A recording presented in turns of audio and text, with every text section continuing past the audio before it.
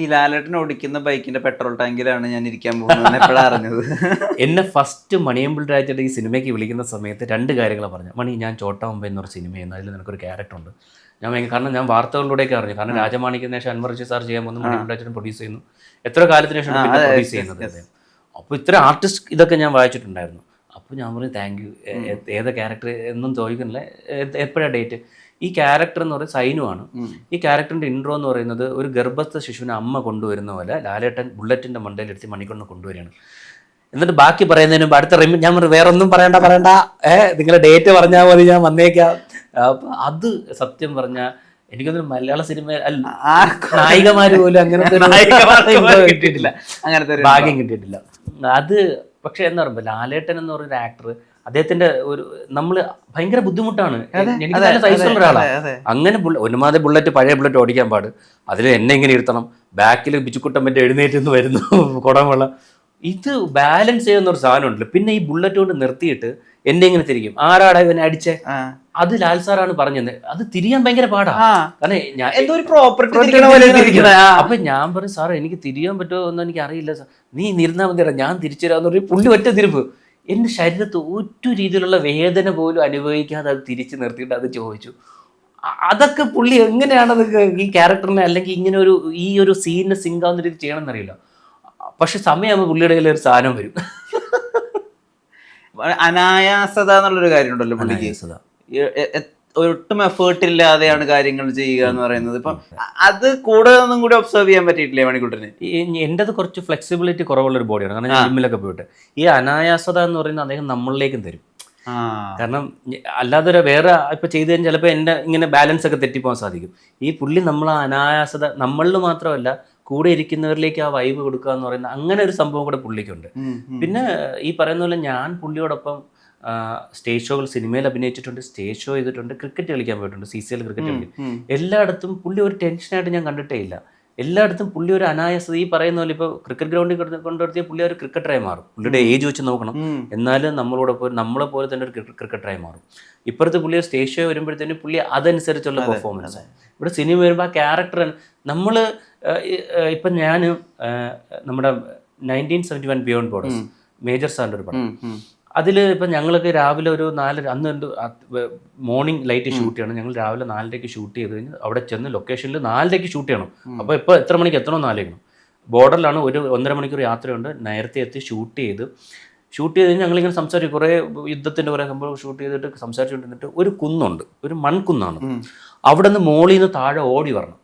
അപ്പോൾ ലാൽ സാറിൻ്റെ അടുത്ത് പറഞ്ഞു, ലാൽ സാർ പകുതിയിൽ നിന്ന് ഓടിയാൽ മതി, നമ്മൾ ബാക്കി മോളിൽ നിന്ന് ഓടിയോട്ടെ എന്ന് പറഞ്ഞു. അപ്പം പുള്ളി പറഞ്ഞ് കാരണം പുള്ളിയിലൂടെ സിങ്ക് ആവാൻ വേണ്ടി, കാരണം പുള്ളി സ്പീഡിൽ ഓടണം, പതുക്കെ ഓടിയാൽ മതി എന്ന് പറഞ്ഞു. അപ്പം പുള്ളി പറഞ്ഞു അതിൻ്റെ ആവശ്യമില്ല, ഞാൻ ഇവരോട് ഓടാമെന്ന് പറഞ്ഞു. അപ്പം ഡയറക്ടറും സാർ അത് വേണോ? അപ്പം പറഞ്ഞില്ല, ഞാൻ ഇവരോട് തന്നെ ഓടി വന്നേക്കാന്ന് പറഞ്ഞു. ഇന്ന് പുള്ളി നമ്മളോട് നിൽക്കാം. അപ്പം ഞങ്ങളെല്ലാവരും എന്നാലും ഒരു 2 അടി ബാക്കിൽ നിൽക്കാൻ പുള്ളിയോട്. അപ്പം പുള്ളി വേണ്ട, ഞാൻ നിങ്ങളോട് നിൽക്കാമെന്ന് പറഞ്ഞ് പുള്ളിയോടെ സ്റ്റാർട്ട് ക്യാമറ ആക്ഷൻ പറഞ്ഞപ്പോൾ ഇവിടുന്ന് ഒരു ഒറ്റ ഓട്ടം. എനിക്ക് നമ്മളിങ്ങനെ എന്തൊരു മിന്നലിങ്ങനെ പോകുന്ന പോലെ ഒരു ഞാൻ ഞാനൊക്കെ അത്യാവശ്യം ഓടുന്നോളൂ. ഞാൻ എന്നിട്ട് പുള്ളിയുടെ ബാക്കിൽ ഓടാൻ നോക്കാം. ഞാൻ എന്നിട്ട് പുള്ളിയോട് എത്തിപ്പരാൻ ശ്രമിച്ചു. ബാക്കിൽ നിൽക്കുന്നവരൊക്കെ എത്ര 50 പട്ടാളക്കാരുണ്ട്, അവരൊക്കെ പലരും അങ്ങ് ബാക്കിലായി പോയി. സിങ് ഓടി വന്നിട്ട് നല്ല ദൂരം ഉണ്ട് കേട്ടോ, അത്യാവശ്യം നല്ലൊരു. എന്നിട്ട് പുള്ളി വളരെ അനായാസം ഓടി വന്ന് പുള്ളി വന്ന് ബ്രീത്തൊക്കെ സാവധാനം എടുത്ത് പുള്ളി അങ്ങനെ ഓർമ്മല്ലേ, ബാക്കിൽ സൗണ്ട് കേൾക്കാം, ശ്വാസം എടുക്കാൻ പറ്റും ആ സൗണ്ടൊക്കെ. അപ്പോൾ ഇങ്ങനെ ഒരു അനായാസത അദ്ദേഹത്തിന്, എനിക്ക് തോന്നുന്നു ബൈ എക്സ്പീരിയൻസ് ആണോ അദ്ദേഹത്തിൻ്റെ ഇൻബോൺ ഇതാണോ, എല്ലാ കാര്യത്തിലും ഒരു അനായാസതയുണ്ട്. ഇത് കണ്ടു നിൽക്കാനേ പറ്റുള്ളൂ, പഠിക്കാനായിട്ട് നമുക്ക് ജമ്മത്ത് നടക്കാത്ത കാര്യമുള്ളൂ. ഖാലിദ് റഹ്മാൻ ഈ അടുത്ത് ആലപ്പുഴ ജിംഖാന ഇറങ്ങിയ സമയത്ത് പറഞ്ഞു, ഞങ്ങൾ ബിഗ് ബി കണ്ടിട്ട് ആണോ നിങ്ങളിപ്പോൾ സിനിമകൾ ഉണ്ടാക്കാൻ വേണ്ടി ശ്രമിക്കുന്നതെന്ന് അദ്ദേഹത്തിനോടൊരു ഇന്റർവ്യൂ ചോദിച്ചപ്പോൾ പറഞ്ഞു, ബിഗ് ബി അല്ല, ഞങ്ങൾ ചോട്ടാ മുംബൈയുടെ പേരില്ല. അൻവർ റഷീദിന്റെ ഏറ്റവും വൈബ് പടമായിട്ടാ ചോട്ടാ മുംബൈ കൺസിഡർ ചെയ്യുന്നത്. അപ്പൊ അദ്ദേഹത്തിന്റെ ഇപ്പൊ എന്തെങ്കിലും അദ്ദേഹം സംസാരിക്കുന്ന ഒരു മെറ്റീരിയലോ, പണ്ടത്തെ 1-2 ഇന്റർവ്യൂകൾ ഉണ്ടെന്നല്ലാതെ ഒരു റിട്ടേൺ ഇന്റർവ്യൂ പോലെ ഇപ്പൊ അവൈലബിൾ അല്ല. അദ്ദേഹത്തിന്റെ ക്രിയേഷൻസ് മാത്രമേ നമ്മുടെ മുമ്പിലുള്ളൂ. അദ്ദേഹത്തെ നമ്മൾ കണ്ടിട്ടില്ല. ഐ മീൻ ഞങ്ങളെ പോലത്തെ സാധാരണ ആളുകൾക്ക് അദ്ദേഹമായിട്ടുള്ള ഇന്ററാക്ഷൻസ് എങ്ങനെയായിരുന്നു, എന്തൊക്കെയാ ഫീഡ് ചെയ്ത് തന്നിരുന്നത് as a person Anwar Rasheed എങ്ങനെയാ? ഇപ്പം ഇത് ചോദിച്ചുകൊണ്ട് തന്നെ ഞാൻ പറയാം, ഞങ്ങൾ ബിഗ് ബിയും ചോട്ടാ മുംബൈ ഒന്നിച്ചിറങ്ങുന്നത്. അപ്പം ഞാൻ ചോട്ടാ മുംബൈ ഫസ്റ്റ് പോയി കണ്ടു, നമ്മുടെ സിനിമ ആയതുകൊണ്ട്. എന്നിട്ട് രണ്ടാമത് ഞാൻ പോയി കണ്ടു, ബിഗ് ബി 2 ദിവസം കഴിഞ്ഞിട്ട് കാണാമെന്ന് വിചാരിച്ചു. എന്നിട്ട് ഞാൻ അൻവർ സാറിനെ വിളിച്ചിട്ട് ഞാൻ പറഞ്ഞു, സാർ ഞാൻ 2 വട്ടം കണ്ടു. അപ്പം എൻ്റെ അടുത്ത് നീ ബിഗ് ബി ഉണ്ടാന്ന് ചോദിച്ചു. ഞാൻ സാർ കാണാം, ഇത് കഴിഞ്ഞിട്ട് ഞാൻ കാണാം, നാളെ മറ്റന്നാൾ. പുള്ളി പറഞ്ഞാൽ ഇമ്മീഡിയറ്റ് നീ ആ പടം പോയി കാണണം. കാരണം നമ്മളൊരു ആക്ടർ അല്ലെങ്കിൽ നമ്മളൊരു സിനിമാ പ്രവർത്തനം കണ്ടിരിക്കേണ്ട സിനിമയാണ് ഒരു സ്റ്റൈലിഷ് മൂവി എങ്ങനെയാണ് ഉണ്ടാക്കേണ്ടതെന്ന്. അന്ന് എന്നെ ഈ പറയുന്ന പോലെ എന്നിലെ ഒരു ആക്ടിങ് സ്റ്റുഡൻറ്റ് എൻ്റെ ഒരു ആക്ടറെ കാണാൻ പുള്ളി പ്രേരിപ്പിച്ചത് ബിഗ് ബിയാണ്. ചോട്ടമ്മ നമ്മളുണ്ട്, അതുണ്ട്, നമ്മൾ സിനിമ കാണും, നമ്മളത് ചെയ്യും, അതൊക്കെ ഉണ്ട്. പക്ഷേ ഇത് ഇങ്ങനെ ഒരു വെർഷൻ അൻവർക്കൊക്കെ ഉണ്ട്. അൻവർ സാറിനെ സംബന്ധിച്ച് ഞാൻ ഈ സൈനു എന്ന് പറഞ്ഞ ക്യാരക്ടർ ചെയ്യുന്ന സമയത്ത് ഈ പറയുന്ന പോലെ ഞാൻ പലപ്പോഴും അന്തം വിട്ടാണ് നിൽക്കുന്നത് ആ കൂടുതലുള്ള ആർട്ടിസ്റ്റിനെ കണ്ട്. പക്ഷേ പുള്ളി വളരെ മൈന്യൂട്ടായിട്ടുള്ള സംഭവം. ഇപ്പം ആ ഇതിൽ എൻ്റെ ടീഷർട്ട്സ് അല്ല ഇവിടെ ചെറുതായിട്ട് ഇങ്ങനെ ചെറിയ ഫോൾഡാണ്, അത് പുള്ളി വന്ന് ചെയ്യും. ഷോട്ടിന് മുമ്പ് പുള്ളി എവിടെയെങ്കിലും താന്നു പോയിട്ടുണ്ടെങ്കിൽ പുള്ളി വന്ന് അത് ചെയ്തു തരും. അപ്പം ഞാൻ ചോദിച്ചു, സാർ ഇത്ര ചെറിയ മൈന്യൂട്ട് കാര്യമൊക്കെ അപ്പോൾ സൈനു ഇങ്ങനെയാണ്. അപ്പൊ പുള്ളിയുടെ മനസ്സിൽ എവിടെ നിന്നോ ഒരു സൈനും ഉണ്ട്. പുള്ളി ഇങ്ങനെ എന്നിട്ട് ഇതാക്കും. പുള്ളി എന്നിട്ട് ജിമ്മിൽ പോണ കാര്യം ഭയങ്കരമായിട്ട് ഇത് പറയും, എടാ ജിമ്മിൽ പോയോ, കാരണം അന്ന് ഇതേപോലെ എല്ലായിടത്തും ജിമ്മൊന്നുമില്ല. ഈ പറയുന്ന പോലെ മുക്കിന് ജിമ്മാണ്. അന്ന് ആ കൂടെ എറണാകുളത്ത് 1-2 ജിമ്മുണ്ട്. ഞാൻ താമസിക്കുന്ന ഹോട്ടലിൽ നിന്ന് 2 കിലോമീറ്റർ വരണം ജിമ്മിലോട്ട് വരെ. അപ്പോൾ വന്ന് കാറൊന്നുമില്ല എനിക്ക്. എന്നിട്ട് ഞാൻ തൊപ്പിയൊക്കെ വെച്ച് നടന്നു വന്ന് വർക്കൗട്ട് ചെയ്തിട്ട് പോകും. അപ്പോൾ ചോദിക്കും, നീ ഇന്നലെ ജിമ്മിൽ പോയോ? കാരണം ഈ ക്യാരക്ടറിന് ആവശ്യമാണ്. പുള്ളി പറയാൻ അങ്ങനെ ഫ്ലെക്സിബിലിറ്റി കളഞ്ഞിട്ടുള്ളൊന്നും വേണ്ട. പിന്നെ നമ്മൾ ലാൽ സാറും ഞാനായിട്ട് ഒരു ബോട്ട് ജെട്ടിൽ ഒരു സീനുണ്ട്. അതായത് ആ ഷിപ്പ് യാർഡിന്റെ അടുത്തൂടെ അച്ഛൻ്റെ മറ്റേ പറ്റിച്ചത് പത്രം പറ്റിച്ച കാര്യം പറയുന്നു. അപ്പോൾ പുള്ളി ലാൽ സാറിന് എന്നെയും മാത്രം ഒരു 2 ഷോട്ട് വെച്ചിട്ട് ഒരു സംഭവം ചെയ്തു കഴിഞ്ഞിട്ട് അത് എടുത്തു കഴിഞ്ഞ് സാർ എന്നെ വിളിച്ചിട്ട് പറഞ്ഞു, മണിക്കൂട്ട നല്ല രസമുണ്ട് നിന്നെ ഇന്ന് കാണാൻ, ഈ ഒരു ഇതിൽ കാണാനായിട്ട്, അല്ലെങ്കിൽ ഇതാണ് ഇതിലെനിക്ക് ഭയങ്കരമായിട്ട് ഇഷ്ടപ്പെട്ടു, ഈ ഒരു ലുക്ക് മെയിൻറ്റെയിൻ ശ്രമിക്കണമെന്ന് പറയും മൊത്തത്തിൽ. അത് സത്യം പറഞ്ഞാൽ അന്ന് ഒരു മാഗസീനിന്റെ ഫ്രണ്ട് പേജ് ആ ഫോട്ടോ ആയിരുന്നു. അത് എറണാകുളത്ത് മാത്രമേ ആ മാഗസീൻ കിട്ടിയിട്ടുള്ളൂ. എൻ്റെ അച്ഛനമ്മ എടുത്ത് വിളിച്ചു, തിരുവനന്തപുരത്ത് ആ മാഗസീൻ കിട്ടിയിട്ടില്ല. കാരണം ഇവിടെ നിന്ന് എനിക്ക് കൊണ്ടുപോയ സമയത്ത് എന്തോ മഴ നനഞ്ഞു എന്നൊക്കെ പറഞ്ഞിട്ട് അന്നത് എറണാകുളത്ത് സൈഡ് മാത്രമേ എനിക്ക് മാത്രമേ കിട്ടിയുള്ളൂ. അപ്പം അത് അന്ന് അദ്ദേഹം പറഞ്ഞ രസമുണ്ട്. ആ പറഞ്ഞ സംഭവം മാഗസീനിൽ ഫ്രണ്ട് പേജ് വരുന്നത്, അത് പുള്ളി ഇടപെട്ടിട്ട് വന്നതൊന്നുമല്ല. അപ്പം ഇങ്ങനെയൊക്കെയുള്ള കാര്യങ്ങൾ നമ്മളെ ഡയറക്റ്റായിട്ടും ഇൻഡയറക്റ്റ് ആയിട്ടും പറഞ്ഞു തരാനായിട്ട് പുള്ളി ശ്രമിക്കാറുണ്ട്. പിന്നെ ഞാൻ പറഞ്ഞു, ഈ ബിഗ് ബോസ് എന്ന ഷോ കഴിഞ്ഞിട്ട് ഞാൻ ഇറങ്ങിയപ്പം സിനിമയിൽ തന്നെ വളരെ കുറച്ച് പേരെ വിളിച്ചിട്ടുള്ളൂ. അതിലൊന്ന് അൻവർ റഷീദ് സാറായിരുന്നു. വിളിച്ചിട്ട് പുള്ളി ഷോ കണ്ടു, അപ്രീഷിയേറ്റ് ചെയ്തു, നിനക്ക് നല്ല സിനിമകൾ പറ്റുമെന്ന് ഞാൻ പ്രാർത്ഥിക്കുന്നു. അപ്പോൾ ഞാൻ ഒരു സാറ് ഇനി വരച്ചാണ് സിനിമയിൽ എനിക്ക് പറ്റുന്ന എന്തെങ്കിലും ഉണ്ടെങ്കിൽ തരണം, തീർച്ചയായിട്ടും നീ പറയാതെ തന്നെ തരാം. അങ്ങനെ ഒരു വാക്ക് കിട്ടുക എന്ന് പറഞ്ഞാൽ, കാരണം ഞാൻ തന്നെ ചിലപ്പോൾ വിചാരിച്ചിട്ടുണ്ട്, ദൈവം ഇനി എൻ്റെ സിനിമ കരിയർ എന്താണെന്ന് ചിന്തിക്കുന്ന സമയത്താണ് പലതും നടന്നത്. അപ്പം അങ്ങനെ പുള്ളിയുടെ ഒരു വാക്ക് കിട്ടിയ സമയത്ത് അതെനിക്കൊരു ഫ്യൂവലായിരുന്നു. അപ്പം ഇങ്ങനെയുള്ള വ്യക്തിയും ഒരു സിനിമാ പ്രവർത്തനമാണ്.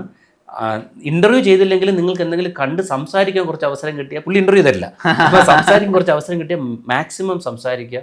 പുള്ളിയിൽ അത്രമാത്രം ഇൻപുട്ട് നിങ്ങൾക്ക് കിട്ടും. 2 കാര്യങ്ങളാണ് മണിക്കുട്ടൻ. ഒന്ന്, സിനിമ ഓൺ ഓഫായി നടന്നുകൊണ്ടിരിക്കുന്ന ഒരാൾ, അതായത് റെഗുലറായിട്ട് സിനിമ കിട്ടാതിരിക്കുന്ന ഒരാൾ, അയാളുടെ മെൻ്റൽ ഹെൽത്ത് എന്ന് പറയുന്ന ഒരു കാര്യമുണ്ട്. നമ്മൾ ലൈം ലൈറ്റിലുണ്ട്, എല്ലാവർക്കും നമ്മളെ അറിയാം, എല്ലാവരും നമ്മുടെ കഴിവിനെ അംഗീകരിക്കുന്നു, നമ്മുടെ ശരീര സൗന്ദര്യത്തെ അംഗീകരിക്കുന്നു. പക്ഷെ നമ്മൾ പുറത്ത് ചിരിച്ചു നിൽക്കണം. നമ്മൾ പടം ഉണ്ടെങ്കിലും ഇല്ലെങ്കിലും നമ്മൾ വളരെ നല്ല രീതിയിൽ നമ്മുടെ ആളുകൾക്ക് കാണിക്കണം. അതൊരു വല്ലാത്ത കടമ്പയല്ലേ? ഉണ്ട്. ഈ പറയുന്ന പോലെ നമ്മൾ സിനിമയ്ക്ക് വേണ്ടി അത് ചെയ്യുമ്പോഴേ ബുദ്ധിമുട്ടുണ്ടാകത്തുള്ളൂ. നമ്മുടെ ജീവിതത്തിൽ തന്നെ എല്ലാ കാര്യങ്ങളെ അങ്ങനെ ഒരു കാഴ്ചപ്പാടി കണ്ടു കഴിഞ്ഞാൽ ബുദ്ധിമുട്ടുണ്ടാവില്ല.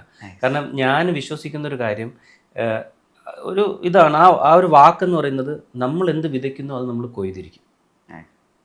നമ്മളൊരു കാര്യത്തിന് എത്രമാത്രം ആത്മാർത്ഥതയോടെ സമീപിച്ചാൽ അത് തീർച്ചയായിട്ടും ഇന്നല്ലെങ്കിൽ നാളെ നമുക്ക് അതിനുള്ള ഇത് കിട്ടിയിരിക്കും. പക്ഷേ ഇതിൽ മെയിൻ ഇത് വരുന്നത്, നമ്മുടെ പാഷനും നമ്മുടെ ഏണിംഗ് ഓഫ് ലിവിങ് അല്ലെങ്കിൽ നമ്മുടെ ഇൻകം ജനറേറ്റ് ചെയ്യുന്നതും ഒരു ഫീൽഡാണെങ്കിൽ അത് ചിലപ്പോൾ ബുദ്ധിമുട്ടാവാൻ ചാൻസ് ഉണ്ട്. ഇപ്പം എന്നെ സംബന്ധിച്ച് സിനിമ കിട്ടിയാൽ മാത്രമേ എൻ്റെ ജീവിതം മുന്നോട്ട് കൊണ്ടുപോകാൻ സാധിക്കും. കാരണം എൻ്റെ വരുമാനവും അതാണ്, എൻ്റെ പാഷനും അതാണ്. ആക്ടിങ്ങിനേക്കാൾ സിനിമയാണ് എൻ്റെ പാഷൻ. ഇപ്പം നമ്മളൊരു അഭിനയിച്ച് കഴിഞ്ഞിട്ട് ഒരടഞ്ഞൊരു സർഫസിലിരുന്ന് ആ തിയേറ്ററിൽ ഇരുന്ന് സിനിമ കാണുന്ന ആ ഒരു ഫീലാണ് എൻ്റെ പാഷൻ. അപ്പം നമുക്കൊരിക്കലും നമുക്ക് വിചാരിച്ച പോലെ നമുക്ക് സെലക്റ്റീവ് ആകാൻ പറ്റണമെന്നില്ല. ചിലപ്പോൾ സിനിമ കിട്ടിയില്ലെന്ന് വരാം. ലൈഫ് എങ്ങനെ കൊണ്ടുപോകുന്നുള്ളൂ നമ്മുടെ ലൈഫ്. ഇപ്പം നമ്മൾ പ്രൊഫൈൽ ഒരു ലോ പ്രൊഫൈൽ ആയാലും, ഞാൻ പറയില്ല, ഇപ്പം മറ്റുള്ളവരെ സമാധാനിപ്പിക്കാണ്ട് ജീവിച്ചു കഴിഞ്ഞാൽ നമ്മുടെ ജീവിതം ബുദ്ധിമുട്ടാവും. പക്ഷെ നമ്മളെ സമാധാനിപ്പിക്കാൻ വേണ്ടി ജീവിച്ചു കഴിഞ്ഞാൽ വലിയ ബുദ്ധിമുട്ടില്ല എന്നാണ് എൻ്റെ വിശ്വാസം. പക്ഷേ നമ്മളൊരു കാര്യത്തിന് ആത്മാർത്ഥമായിട്ട് സമീപിച്ചാൽ അതിനുവേണ്ടി നമ്മൾ എന്തെങ്കിലും കാര്യങ്ങൾ കറക്റ്റായിട്ട് ചെയ്താൽ പതുക്കെ ആയാലും അത് തീർച്ചയായിട്ടും അതിൻ്റെ ഫലം നിങ്ങൾ കൊയ്തിരിക്കും.